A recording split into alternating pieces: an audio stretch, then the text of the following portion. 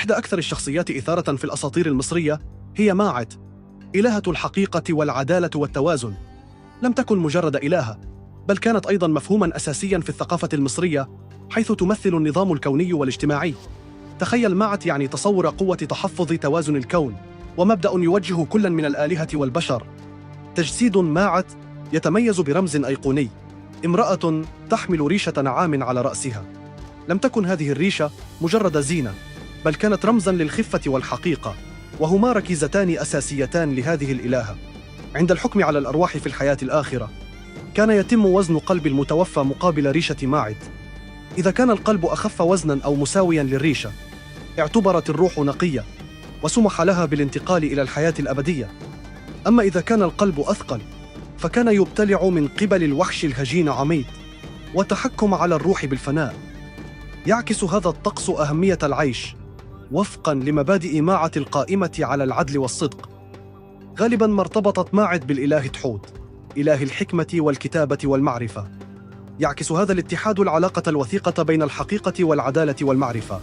باعتباره إله الحكمة، كان تحوت مسؤولاً عن ضمان دقة وعدالة السجلات والأحكام، مما يعكس مبادئ ماعت.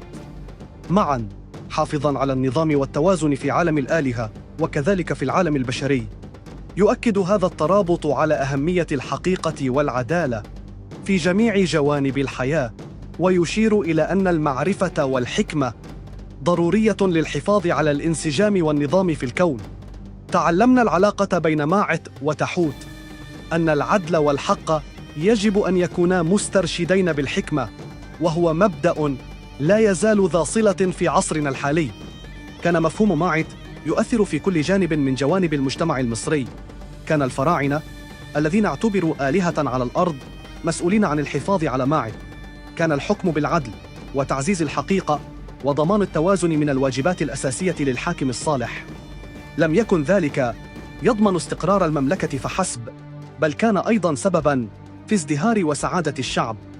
كما كانت ماعت مبدأً في الحياة اليومية، فقد آمن المصريون بأن اتباع ماعت يضمن لهم حياة جيدة في العالم الآخر. لهذا السبب كان السعي إلى طريق الحقيقة والعدالة هدفاً مستمراً طوال الحياة. وقد انعكس هذا المفهوم في القوانين والأخلاق وحتى في التفاعلات الاجتماعية. أي انحراف عن الحقيقة أو ظلم كان ينظر إليه على أنه سبب للفوضى، وهو أمر يجب تجنبه بأي ثمن. لم تعبد ماعت في معابد ضخمة أو من خلال طقوس فاخرة كما هو الحال مع بعض الآلهة المصرية الأخرى، بل كانت تقدر من خلال تصرفات الأفراد اليومية وقرارات الحكام العادلة. وكان كهنة ماعت مسؤولين عن تعزيز هذه المبادئ والحفاظ عليها، والمساعدة في تسوية النزاعات وضمان استمرار النظام الإلهي. البحث عن الحقيقة والعدالة والتوازن لا يزال يمثل مثلاً أعلى عالمياً. وعلى الرغم من اختلاف المجتمع الحديث عن الحضارة المصرية القديمة، فإن دروس ماعت حول أهمية الصدق والعدل تظل ذات قيمة.